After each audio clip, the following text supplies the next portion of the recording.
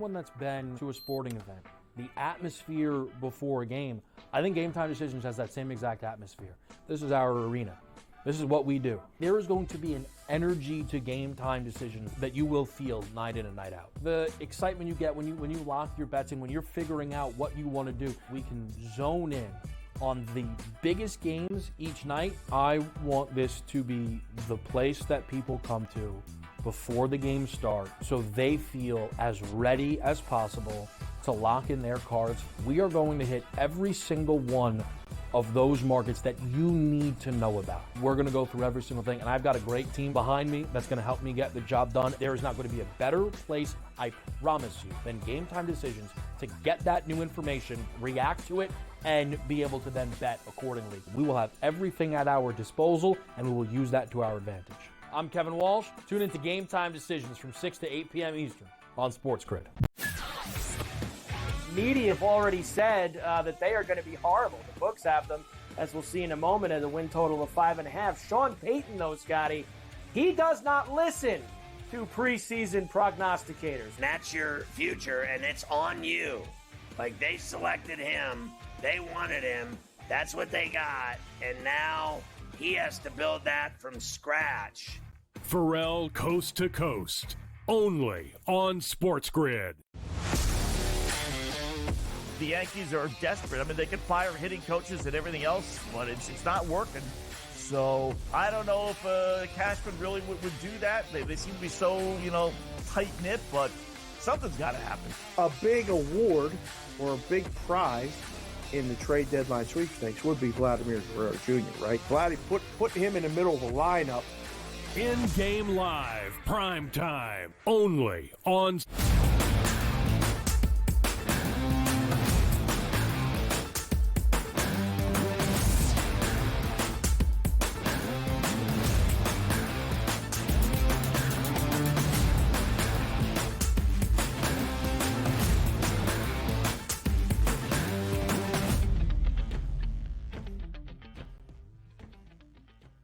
Welcome to hour number 3, live right here on this Friday on the early line on SportsGrid. He is Donnie. I am Ben. One final hour to go to send you into your weekend, a weekend that will feature a ton of Olympic games. We have basketball starting over the weekend. We have opening ceremonies on this Friday afternoon in Paris. There will be swimming events this week, track and field events the week following. Everything is getting ready to get going in Paris for the 2024 Summer Olympic Games. And we'll get you ready for everything you need to know with a ton of tennis information later in this third hour as well, before we preview a big weekend in Major League Baseball ahead of the trade deadline as well. And also, let's get this out here today. The opening ceremonies are going to take place in France. Let me ask you this question, people. We like efficiency with our time. Why do we have basically a 4.5-hour opening ceremony? And I want to ask you this question too, Ben, because the opening ceremony is just not like, okay, let's welcome the whatever Olympiad. And then we just start like marching in all of the athletes. They circle the stadium, they take their seats, and then maybe somebody gets up and has a nice speech for 15 minutes and they all go back home. That doesn't take that long. Why do we have so many like skits and like entertainment and play? Like, I think you have like a Broadway play in the middle of this thing that you're gonna have to watch before the ceremony is over. So. Why is it so long? Like, why 4.5 hours? There's the production aspect of it. There will be performances, both musical and theatrical. I am sure there's the long parade of nations. I don't know. It's like the Super Bowl, we obviously the game is around it, but you can have a nice action-packed halftime like the Super Bowl. It takes place within like 28 or 30 minutes. Bring a couple bands out there, have them sing, a lot of dancing, a lot of like fun. You can get in, get out. I just don't think we need 4.5 hours. That's all. Yeah, listen, I'm not going to fault you in your thought. You ask me a lot of generic questions sometimes that I don't have the answers to. I'm not the planning committee of the IOC or of the Olympic Games. Hey, event planner. That could be a very prestigious career, no doubt about it. So as we get ready for the Olympic Games, of course, a ton of focus will be on Team USA's basketball team, both the men's and the women's. Both heavily favored to win yet another gold medal for the American men. That would be 5 consecutive golds. For the American women, even better. That would be 8 straight gold medals if both come home on top here in Paris in 2024. But will they do so without a single blemish? That was the question in Fade the Public.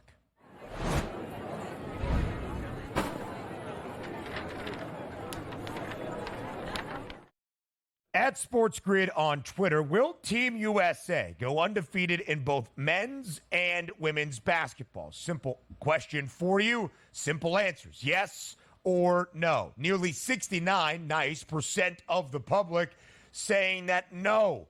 Both sides will not win every single one of their games in group play, into the medal rounds, and beyond. Somebody's going to slip up somewhere. Which way did Donnie vote?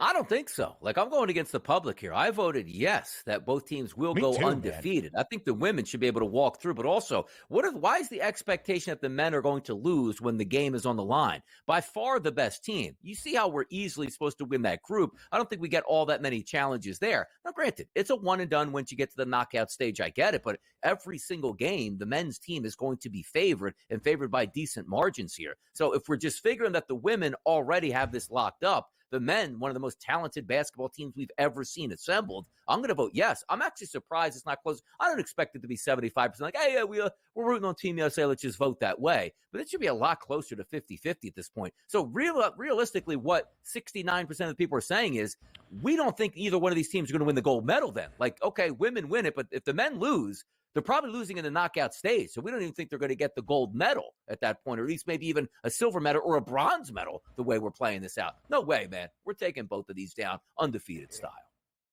Yeah, so that's really the interesting component of it all, right? Based on the format, can they have an opportunity to lose and still get out of the group, still win a medal? I think the American men are probably what is leading to the no here. If the American women lose, frankly, it would be unheard of. They are going to be substantial favorites in every single game. Mm-hmm. And yes, they did lose in the All-Star game to Team WNBA this past Saturday night in Phoenix. Team WNBA, if Team USA is minus 2,400 right now to win an 8th consecutive gold medal, you took all of those players and they were just sitting at home during this Olympic break, and Team WA was in there, they'd be minus 2,200 to win an Olympic gold medal. That is the difference in talent, in performance for U.S. women's basketball as compared to the rest of the world right now, at least at this current stage. There are some great international players, but we just have such a leg up when it comes to that. If Team USA, the women's team, does lose,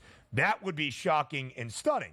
If the Team USA men's team does lose, I don't think, although it would cause shock waves, that people would be overly surprised. We saw the exhibition matches, and those were just exhibition matches where Brian Fonseca on the show earlier this week highlighted to us that they lost a couple of times in the exhibition lead up to the 2021 Tokyo Games a few summers ago. But I think because of that, the near defeat against South Sudan, being tested by Australia, being tested by Germany, that there is a belief that the United States is not far supreme to every other international country in the 11 of this 12-team format in the Olympic Games. They're still going to be double-digit favorites in every single game they play, unless perhaps they see Canada in the gold medal game and the spread's like 8.5 or 9.5. The Americans are going to carry great expectation to win gold, of course, into 2024. And also, and we're not saying that the Team USA took those international friendlies by chance. Like the arenas were packed. Everybody was excited. The games were intense all the way through. But also, as you see it, and rightfully so, it's up to Team USA in those international friendly games to make sure everybody gets involved, to get a couple looks, see what works the best here. And then by the end of it, you should know your rotations that are set, which means the best 5 players in the world, arguably, are going to play the majority of that basketball game. It's no longer, let's take a look at somebody here that's on the bench. When I say take a look at it, it's not as if it's a college kid that you don't even know what to expect. These are all NBA All-Stars, Hall of Famers when it's all said and done. And now you're going to limit that rotation to, let's just say, 8 or 9 guys in the second half. Everybody coming in theoretically better, if not besting, the guy that you just took out of the game. That's why I don't think they're going to lose. And again, when you look at the roster itself, it's dominant. When you look at that question, it's like, oh, they can afford to trip up. Not necessarily. You're basically saying that you don't think either one of these teams, or both of them should win the gold medal. And I think they will. So that's my advantage. They could probably afford one slip up, but of course not multiple slip ups, and it would still be a little bit precarious. For instance, Team USA in the men's basketball tournament at the Paris Olympic Games, minus 400. Canada has the second best price at 10-1. The host nation, France, I think that should be 10-1 if it's not. France alongside Serbia at 15-1, tied for the third best price. The Serbians are in our group. That is Group C, of course, led by Nikola Jokic. It's how we open up the Olympic Games on Sunday morning. We'll preview the Olympic opener for the Team USA men's side in just a little bit. The United States women's team, again, minus 2,400 to win an 8th consecutive gold medal. If they do not, that would be purely and utterly shocking, and maybe the biggest failure on the international stage of all the Olympians that represent Team USA entering the Olympic Games. They are going to win. They should win. The question is, I guess, just by how much. Exactly, and that's what you're going to look forward to, is them just winning the gold medal, which when we talk about the men's basketball team, you're going to get a lot closer games and a lot more enjoyment. It just seems like a coronation here, right, for Team USA women. They should walk through, and I don't know how much excitement you're going to get out of that, but they'll win it. Let's go. We'll talk about the Olympic opener for Team USA on Sunday. Up next.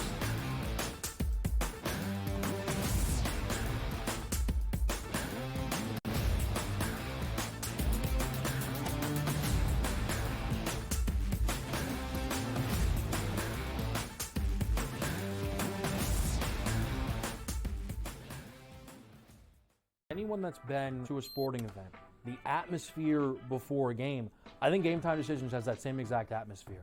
This is our arena. This is what we do. There is going to be an energy to Game Time Decisions that you will feel night in and night out. The excitement you get when you lock your bets in, when you're figuring out what you want to do, we can zone in on the biggest games each night. I want this to be the place that people come to before the games start, so they feel as ready as possible to lock in their cards. We are going to hit every single one of those markets that you need to know about. We're going to go through every single thing, and I've got a great team behind me that's going to help me get the job done. There is not going to be a better place, I promise you, than Game Time Decisions to get that new information, react to it, and be able to then bet accordingly. We will have everything at our disposal, and we will use that to our advantage. I'm Kevin Walsh. Tune into Game Time Decisions from 6 to 8 p.m. Eastern on SportsGrid. Media have already said that they are going to be horrible. The books have them, as we'll see in a moment, at a win total of 5.5. Sean Payton, though, Scotty, he does not listen to preseason prognosticators. That's your future, and it's on you. Like, they selected him. They wanted him. That's what they got. And now he has to build that from scratch. Pharrell Coast to Coast, only on SportsGrid. They scored well. They defended like crap. Last game, they struggled to score. They defended great. We still have not seen the best out of USA basketball. So they've shown they've won different ways. They still should win absolutely the gold medal. But they're playing with fire a little bit with their play, especially when you get to the medal round and it only takes is one game to lose. Betting above the rim, only on SportsGrid.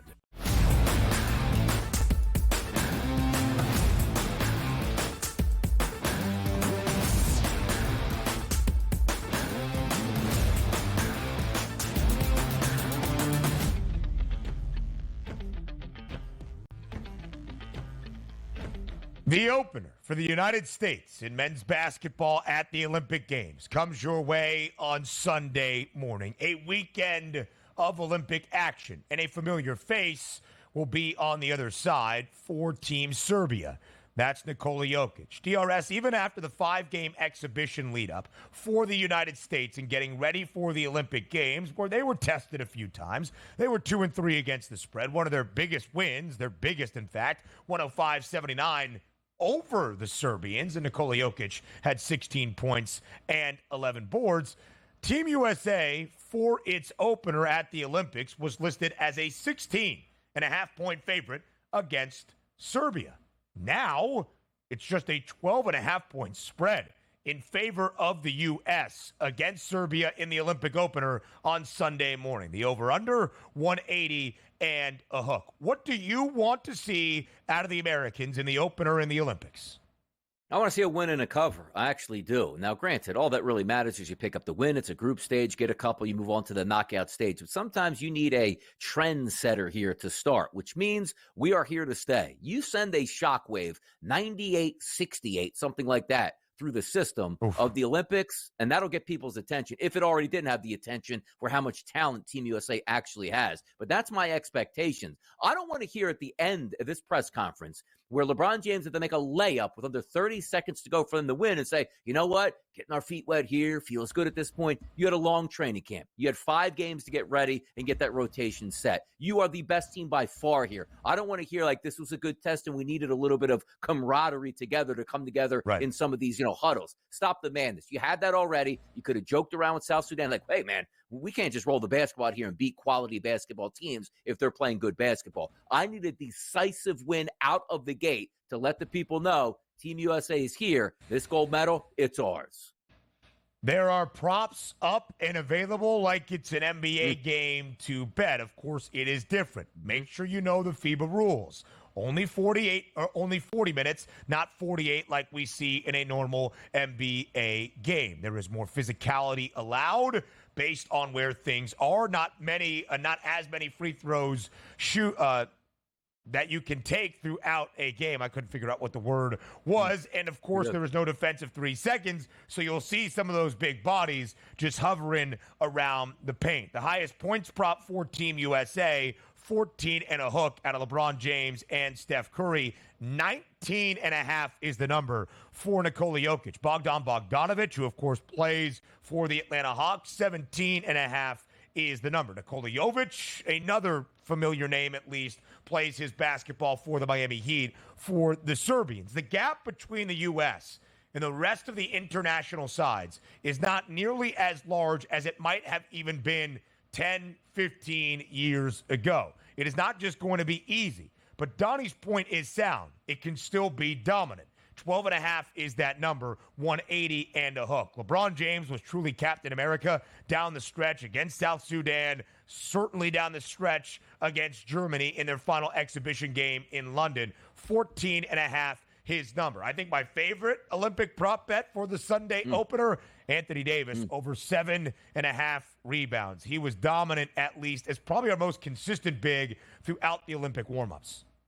Yeah, and for me, because, again, I'm still basing the fact on I do think that rotation is going to settle in, even for game number 1, as opposed to, let's still play guys a lot of minutes. Now, granted, nobody came over here on the Team USA to say, you know what, I'll be that bench guy, be the 11th man. I really don't need that much playing time. They all want to get in because they're competitive and they're superstars and they deserve to play. Yeah. But there is going to be levels to this. It isn't as if, unless, again, Ben, it's a 40-point blowout win. Everything changes at that point. But if you're looking at that starting 5, which let's just say includes LeBron James and Steph Curry, you know they're getting the bulk of the time out there. So even with what you saw from that exhibition rounds, it's like, hey, these guys are alpha dogs. They're going to get even more playing time here. So more shots for LeBron James, more shots for Steph Curry. Like, if I'm looking from a perspective of points, do I think LeBron gets 15? I do, but I love Steph Curry getting 15 points in this game. You're telling me right now Steph's not going to leave this game with at least 4 3-point shots made, which gives you 12, and he's going to play probably 30 of the 40 minutes? Yeah, I'll take Steph Curry in that environment. LeBron James, rebounds and assists, should be up there. He's going to be more of a facilitator at this point. So I like the fact of what I see on those international friendly games and then try to transfer it over because you know those guys are going to be involved. Now you give them more minutes. I think we're going to get some pretty good price points there if we keep these numbers under 14.5.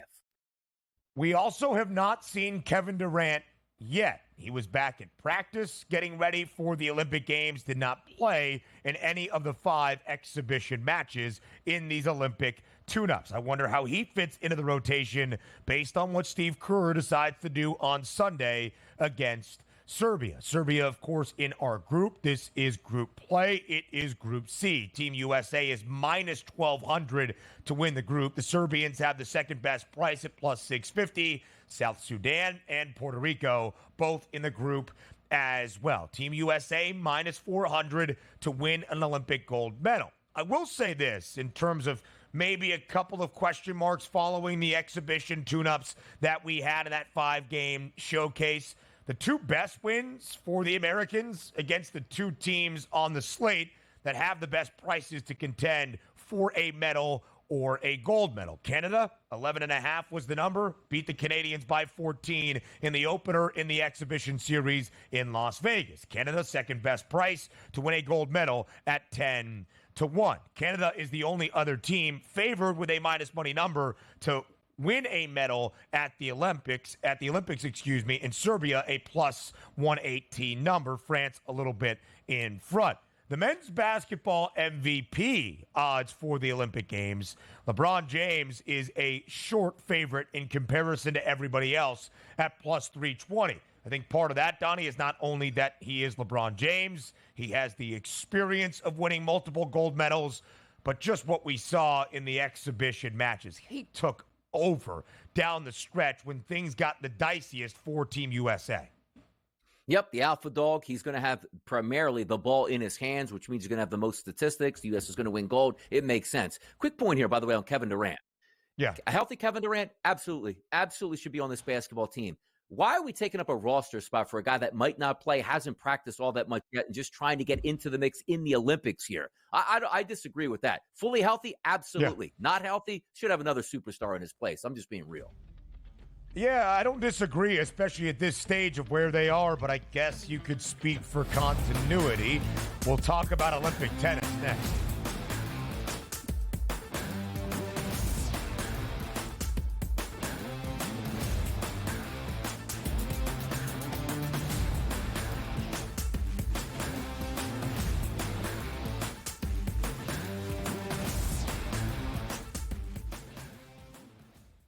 Anyone that's been to a sporting event, the atmosphere before a game, I think Game Time Decisions has that same exact atmosphere. This is our arena. This is what we do. There is going to be an energy to Game Time Decisions that you will feel night in and night out. The excitement you get when you lock your bets in, when you're figuring out what you want to do, we can zone in on the biggest games each night. I want this to be the place that people come to before the games start so they feel as ready as possible to lock in their cards. We are going to hit every single one of those markets that you need to know about. We're going to go through every single thing, and I've got a great team behind me that's going to help me get the job done. There is not going to be a better place, I promise you, than Game Time Decisions to get that new information, react to it, and be able to then bet accordingly. We will have everything at our disposal, and we will use that to our advantage. I'm Kevin Walsh. Tune into Game Time Decisions from 6 to 8 p.m. Eastern on SportsGrid. Media have already said that they are going to be horrible. The books have them, as we'll see in a moment, at a win total of 5.5. Sean Payton, though, Scotty, he does not listen to preseason prognosticators. That's your future, and it's on you. Like, they selected him. They wanted him. That's what they got. And now he has to build that from scratch. Pharrell Coast to Coast, only on SportsGrid. They scored well. They defended like crap. Last game, they struggled to score. They defended great. We still have not seen the best out of USA basketball. So they've shown they've won different ways. They still should win absolutely the gold medal. But they're playing with fire a little bit with their play, especially when you get to the medal round, and it only takes is one game to lose. Betting above the rim, only on SportsGrid.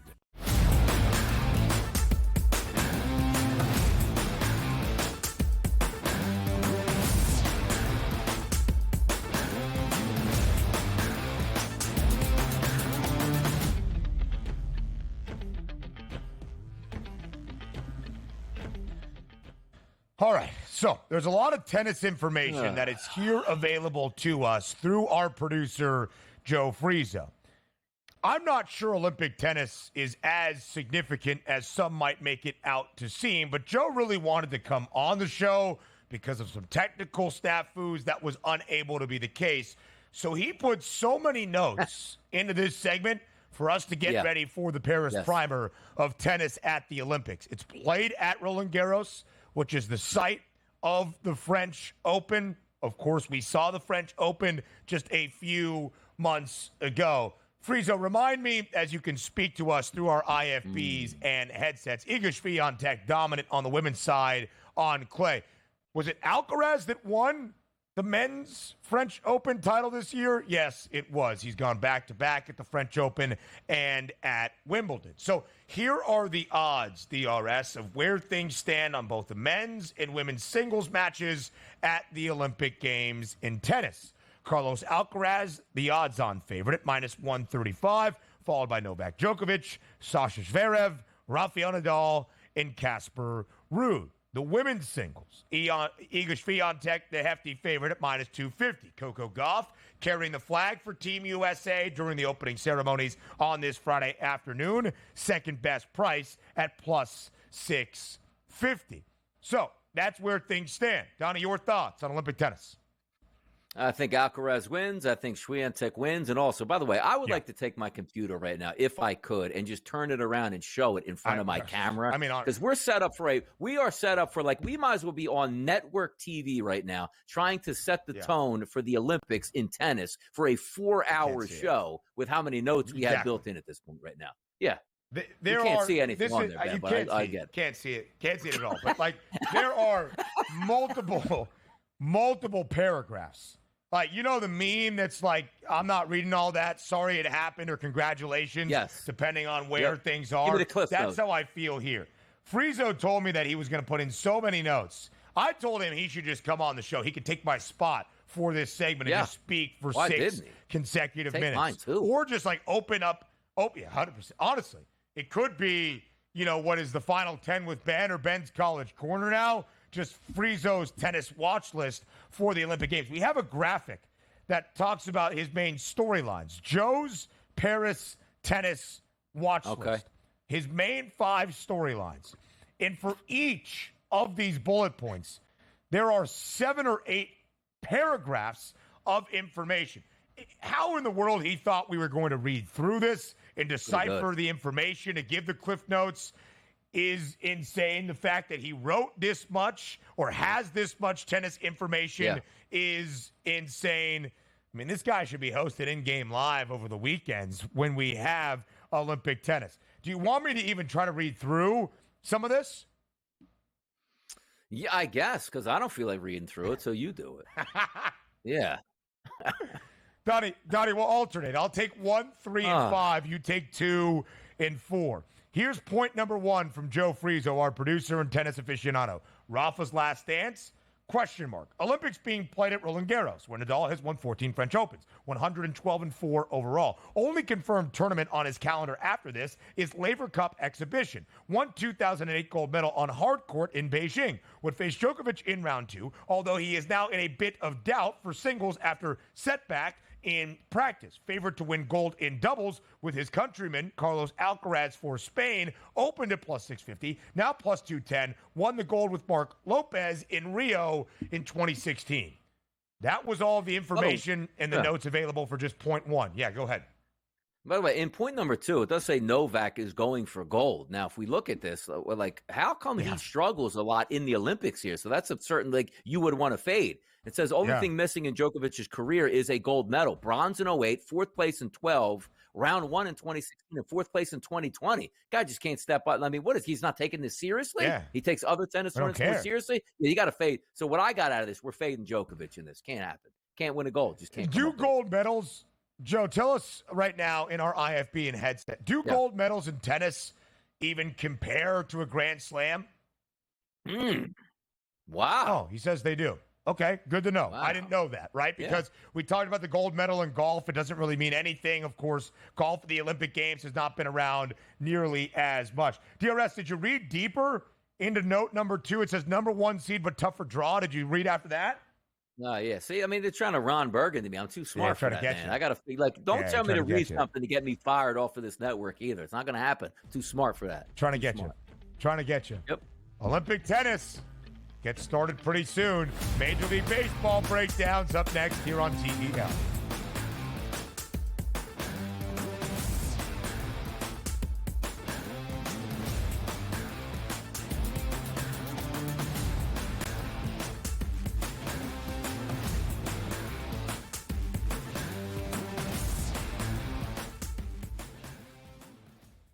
Anyone that's been to a sporting event, the atmosphere before a game, I think Game Time Decisions has that same exact atmosphere.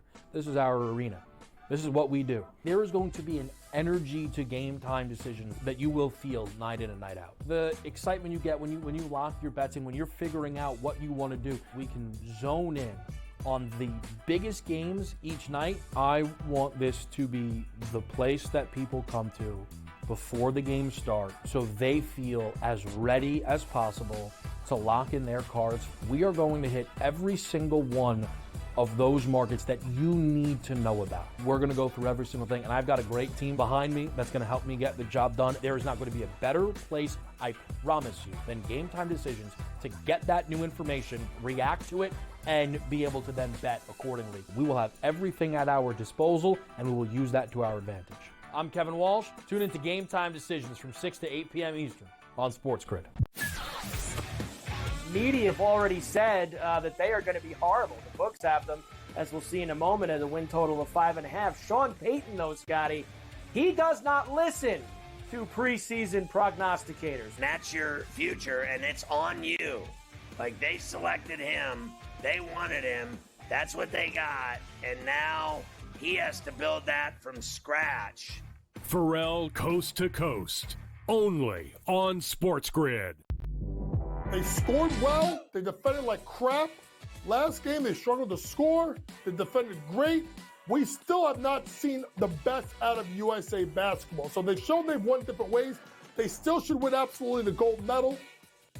But they're playing with fire a little bit with their play, especially when you get to the medal round and it only takes is one game to lose. Betting above the rim, only on SportsGrid.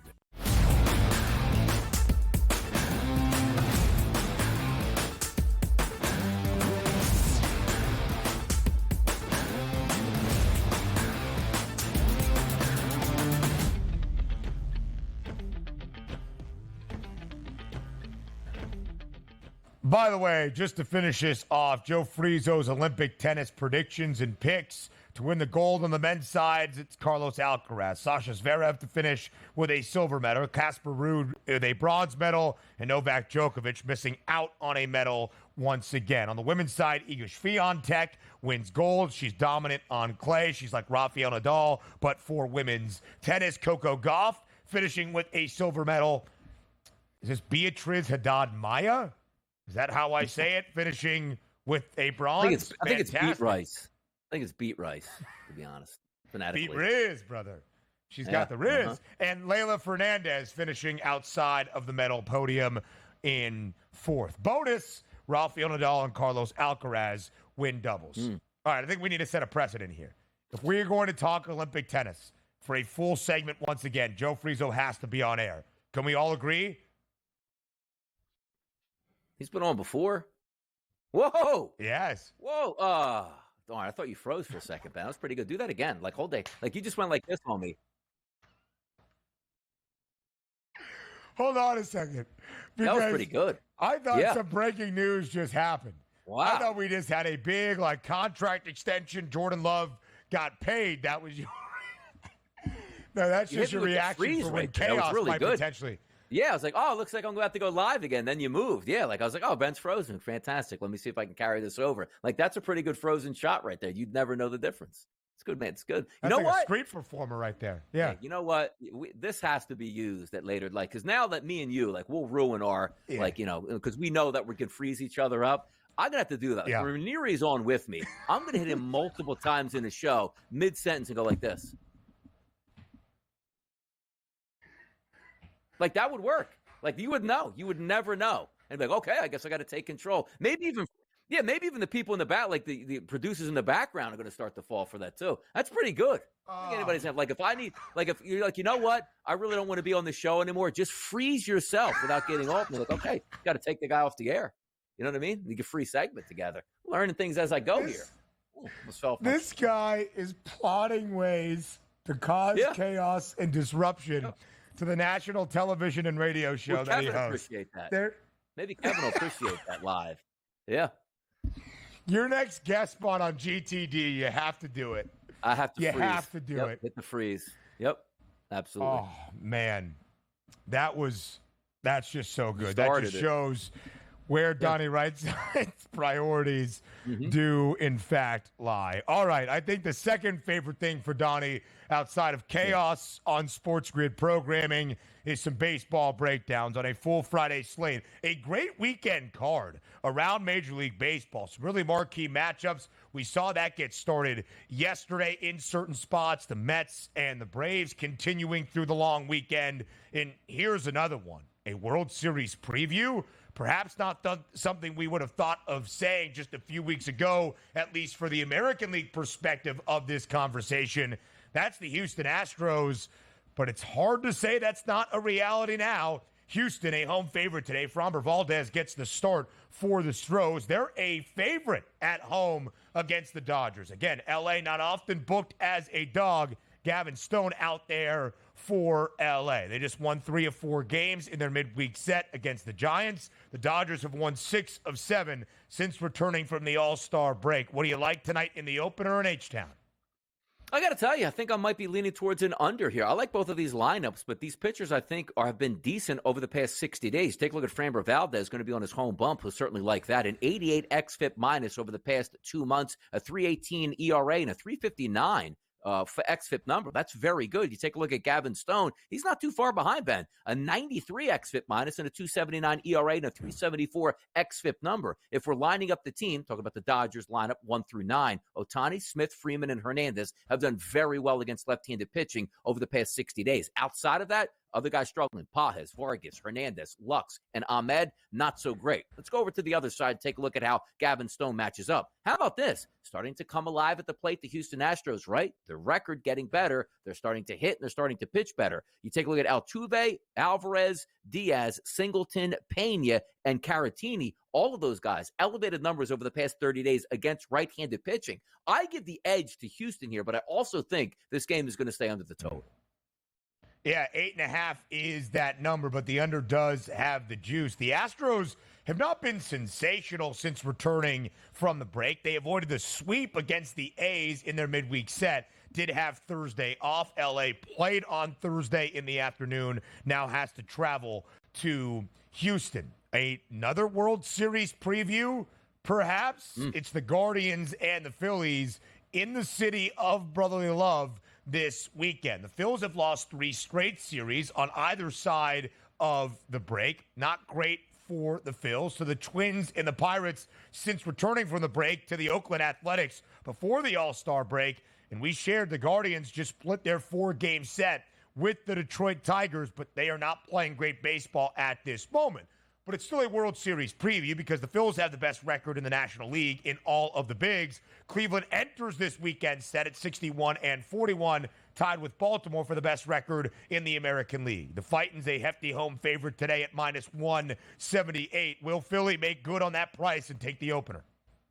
Should be able to do that, Ben, because Sanchez is on the mound, and he is the true number 3 pitcher right now in the Philadelphia Phillies. Take a look at his season, 446 batters he's faced. How about an ISO of 0.77? That's not 44 batters. That's almost 450 batters. Weighted on base percentage, 283. Low walk percentage. Even over the past 30 days, ISO power number climbs, per se, to 0.106, which is fantastic. You take a look at the weighted on base percentage, actually drops to a 277. And you're getting Cleveland at the right time, where that offense really isn't clicking. Outside of the first 3 guys, Juan, Martinez, and Ramirez, they have high ISO power numbers. Not a lot throughout the rest of that lineup to love here, so Sanchez should be able to keep them down. Now, the question's going to come here, as I just told you. Better pitcher on the mound is Sanchez, but Lively has been average at best, a 106 xFIP minus number over the past 60 days, a 4 ERA of 4.35. But this isn't a Phillies lineup that's absolutely battering the baseball. And Lively is a right-handed pitcher, but how about this? Past 30 days, Trey Turner, Bryce Harper, Nick Castellanos, and Brandon Marsh. Everybody else not doing so hot. And that includes Kyle Schwarber, who you would figure left-handed batter against right-handed pitching. How about a 125 ISO? That's not Schwarber-like. How about a weighted on-base percentage of 226? That's not great either. Something has to give tonight. I'm going to trust the Philadelphia Phillies playing well at home with a good pitcher on the mound. Should be able to beat the Guardians today because, again, Guardians not coming in great form here. Give me the Phillies today over the Guardians. The Phils have lost 6 of their last 9. The Guardians have lost 8 of their last 12. Who gets the opener today in Philly? The Phils booked as a hefty favorite. Now we go to the Midwest. Kansas City taking on Chicago. The Royals fully in to wild card contention in the American League. The Cubbies, not so much. Brady Singer on the bump for the Royals. They're booked as greater than $1.50 favorite at home in Kauffman. Total of 9. What's the play in KC?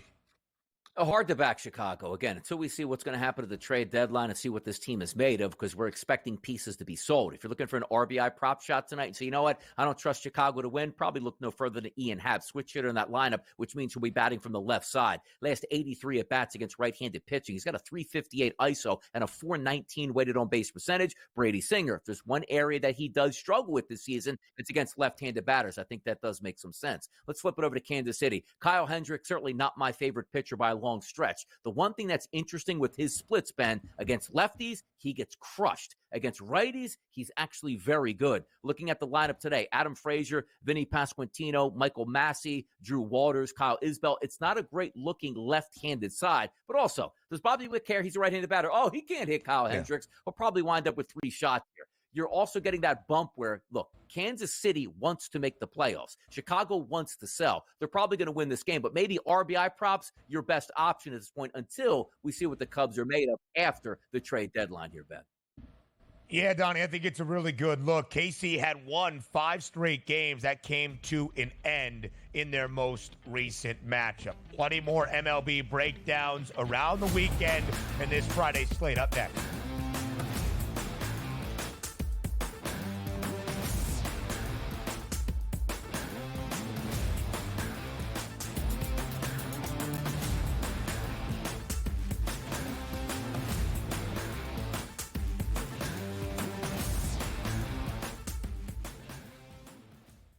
Anyone that's been to a sporting event, the atmosphere before a game, I think Game Time Decisions has that same exact atmosphere. This is our arena. This is what we do. There is going to be an energy to Game Time Decisions that you will feel night in and night out. The excitement you get when you lock your bets in, when you're figuring out what you want to do, we can zone in on the biggest games each night. I want this to be the place that people come to before the games start so they feel as ready as possible to lock in their cards. We are going to hit every single one of those markets that you need to know about. We're going to go through every single thing, and I've got a great team behind me that's going to help me get the job done. There is not going to be a better place, I promise you, than Game Time Decisions to get that new information, react to it, and be able to then bet accordingly. We will have everything at our disposal, and we will use that to our advantage. I'm Kevin Walsh. Tune into Game Time Decisions from 6 to 8 p.m. Eastern on SportsGrid. Media have already said that they are going to be horrible. The books have them, as we'll see in a moment, at a win total of 5.5. Sean Payton, though, Scotty, he does not listen to preseason prognosticators. That's your future, and it's on you. Like, they selected him. They wanted him. That's what they got. And now he has to build that from scratch. Pharrell Coast to Coast, only on SportsGrid. They scored well. They defended like crap. Last game, they struggled to score. They defended great. We still have not seen the best out of USA basketball. So they showed they've won different ways. They still should win absolutely the gold medal. But they're playing with fire a little bit with their play, especially when you get to the medal round and it only takes is one game to lose. Betting above the rim, only on SportsGrid.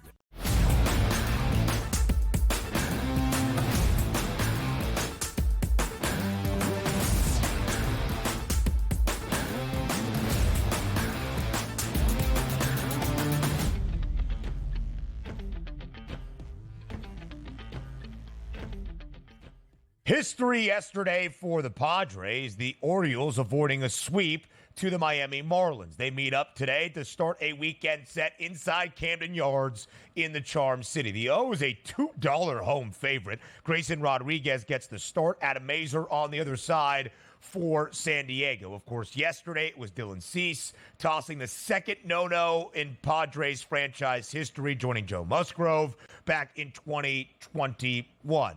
And the Padres playing pretty good baseball as of this moment. They've won 5 straight. The O is not necessarily their best brand of baseball. What gives today in Baltimore?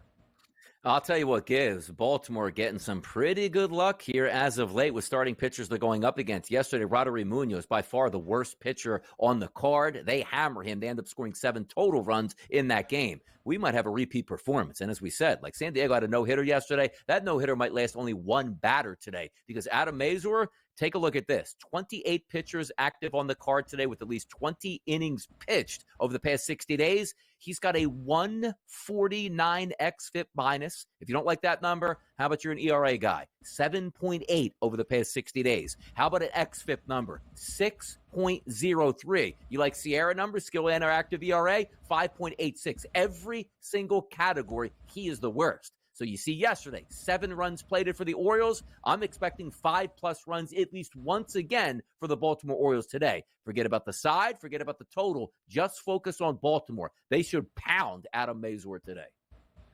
The O's now 61-41, tied for the best record in the American League alongside Cleveland. San Diego on this 5-game win streak now has a half-game advantage over St. Louis for the 3rd and final National League wild card spot.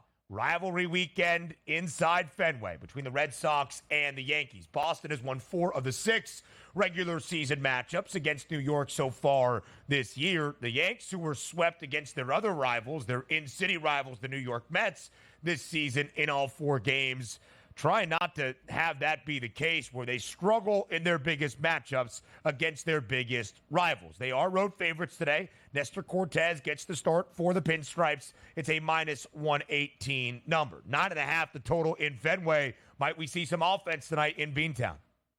Oh, I think we do, and that 9.5 is certainly an indicator there. 2 pitchers that can certainly be had tonight. Talking about 78-degree temperatures up in Boston. Light winds blowing won't affect the baseball either way. The only problem is which form are we coming into? The Boston Red Sox ain't looking that great as of late. You take a look at the New York Yankees, just coming off the Subway Series, now having to get up here for another rivalry there in the Boston Red Sox. For me, there's no real angle in this. Nestor Cortez is going to be the starter. He's a left-handed pitcher. He's actually very, very good against left-handed batters, which when you're looking at this lineup, it's Devers, it's Duran. You want to quiet those guys down. We'll see if we can. But he is really susceptible, Ben, to right-handed batters, which means a 438 ISO power number the last 72 batters, a 493 weighted on base percentage. How can you trust that at this point? So just coming down to simplistic, right? Bello's not a great pitcher by any stretch, so the Yankees should be able to score as well. So I just say, who's getting plus money? Oh, the home team is? Yeah, give me the home team in this environment here. I'll take the Boston Red Sox. The Red Sox have lost 5 of 6 since the All-Star break. Swept last weekend by the Dodgers in L.A. They dropped 2 of 3 at Coors Field to the Rockies. In their most recent game, Colorado put up 20 against Boston. Now we go to Citi Field, where the good times just keep rolling for the New York Mets, 32-18 in the last 2 months. And how do things get even better? Kodai Senga makes his 2024 MLB debut today. It's his first start of the season. Last year, in his opening year in the bigs with the Mets, he had a 2.98 ERA. That was 5th best in all of the major leagues. They're the favorite. Are the Amazons today at home against Atlanta? Yesterday, it was the Braves as the road favorite, and the Mets won as an underdog. What do you like in game number 2 of this set at Citi Field? It's the Atlanta Braves. You scroll past that column that says which money line do you want to take, and you just take a look at that total and say 7.5. I don't think they get 8 runs here. Charlie Morton's been a decent pitcher here, but he is very susceptible to right-handed batters. You got some pretty good power-hitting batters in that right-hand side. Obviously, J.D. Martinez, Pete Alonso, Vientos in the middle of that lineup. You get the picture. But the problem is going to be is like, hey, what are you getting out of Kodai Senga? What do you need out of him?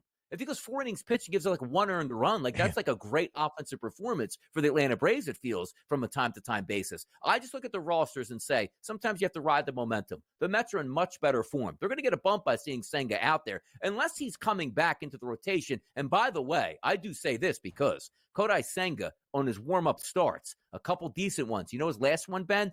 3 innings pitched, 19 total batters, 5 earned runs, and 3 walks here with only 1 strikeout. So it's not as if he's coming off I just went 6 innings pitched, nobody touched me in the minor league system, let's get after it here. Yeah. He really struggled in that last start. But still, it's the Atlanta Braves.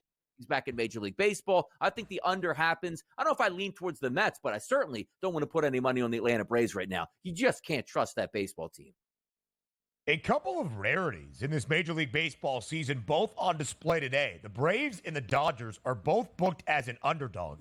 It will be game 10 this year for the Dodgers. The least amount in the bigs booked as an underdog. It will be game 12 as an underdog for Atlanta. Neither good as the dog. The Braves so far this year, 4-7 straight up. LA 3-6. When they're booked as an underdog, it is for a reason. If the Mets win, booked as a home money line favorite, they can leapfrog the Braves for the number 1 spot in the National League wild card race, because there are 6 teams right now, including Atlanta, New York, St. Louis, San Diego, Arizona, and Pittsburgh, that are separated by just 2.5 games for all 3 of the National League wild card spots. And speaking of Arizona and Pittsburgh, they square off this weekend in the desert. The Diamondbacks a -174 favorite for the opener.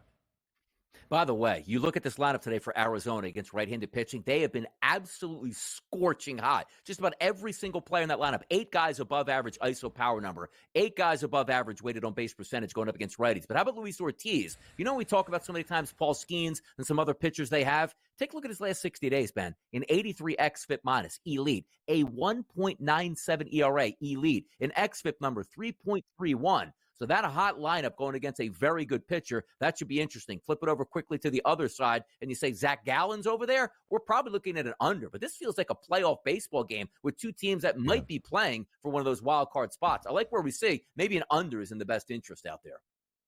No doubt about it. DRS, we send you into your weekend early. I guess not that early. The money line starts at 11 a.m. Eastern. He's frozen. He's gone. More TEL next. Yeah.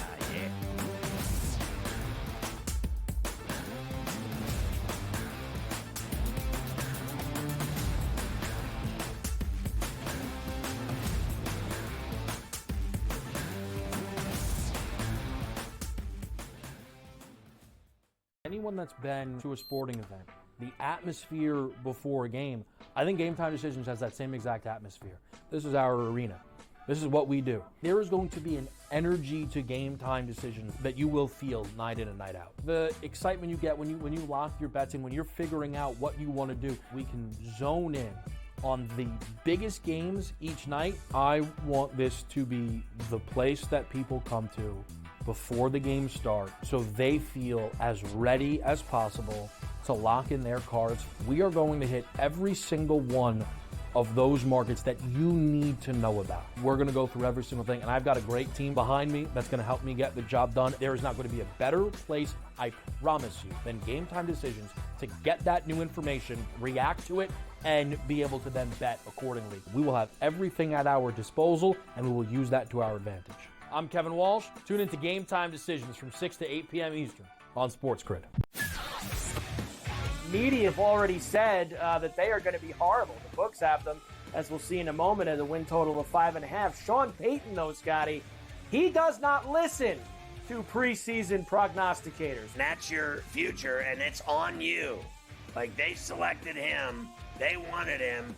That's what they got. And now he has to build that from scratch. Pharrell Coast to Coast, only on SportsGrid.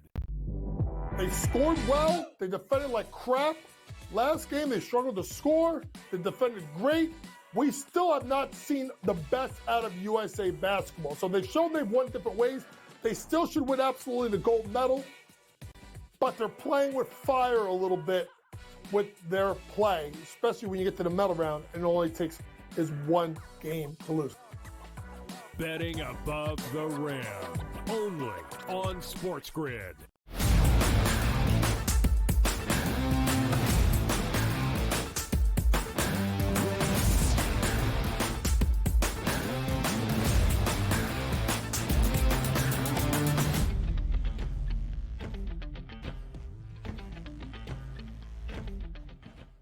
Live right here on the early line for just a few more minutes before we send you into your weekend. One more Major League Baseball game just to show you here quickly so you can see the odds of what is at stake tonight in the 6th. The Toronto Blue Jays, what does this weekend hold? We have already started to see a couple of moves ahead of the MLB trade deadline on Tuesday evening. Might the Blue Jays be sellers at the deadline? They're a home favorite tonight against the Texas Rangers, minus 120. Total is 8.5. The Rangers, one of the hottest teams in the bigs at the moment. They have won 5 straight games. Only 2.5 games back at this current moment are the Rangers from the top spot in the American League West, behind the Astros and behind the Mariners. A 1-game distinction, Houston in front of Seattle. We shared earlier in the show, 3 days in Indianapolis at Big Ten Media Days came to a close yesterday. 4 days in Charlotte at ACC Media Days, now officially over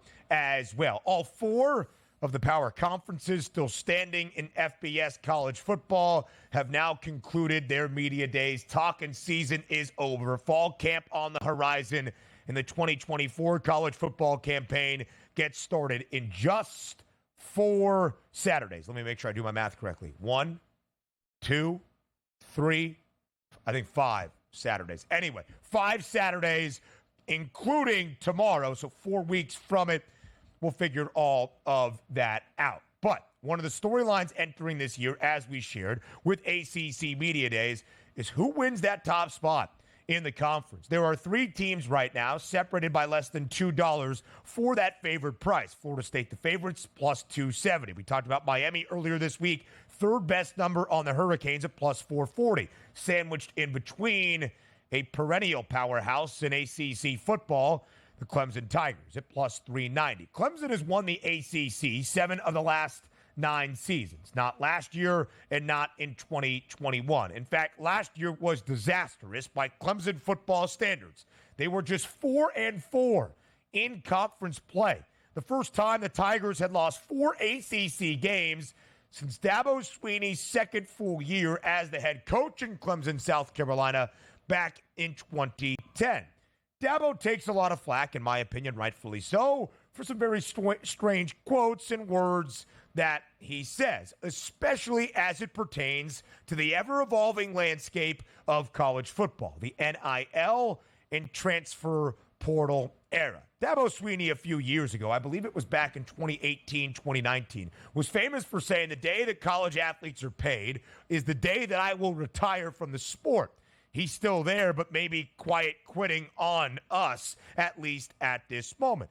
There are 4 schools this offseason that did not take in a single transfer in the spring transfer portal window. 4 FBS schools. The 3 service academies, Army, Air Force, and Navy. I think we can understand why they might not be the hotbed of a transfer portal destination in the Clemson Tigers. It has been clear that Clemson's roster has been lacking talent-wise, at least based on previous standards, in the big-time NIL and transfer portal era. NIL started 3 summers ago, July 1st, 2021. That matches up perfectly with the decline of Clemson football, at least based on standard expectations. This was Dabo Swinney this week in Charlotte at ACC Media Days. Quote, "I'm not anti-portal. I'm pro the young men.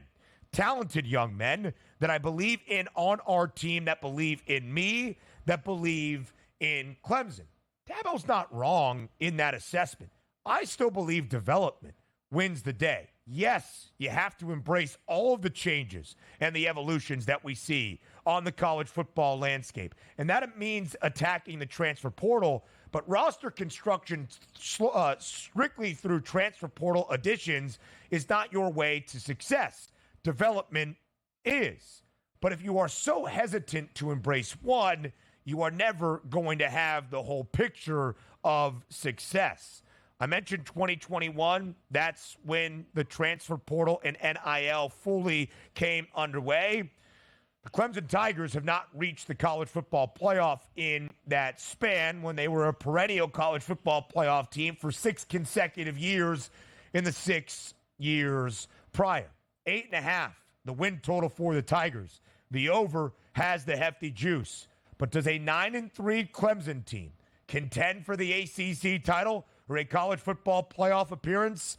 I'm not so sure. And if it's 4 straight years without a CFP spot, what exactly is the noise in Clemson, South Carolina at this point next summer? Have a great weekend, everybody. We'll see you on Monday here on the Early Line.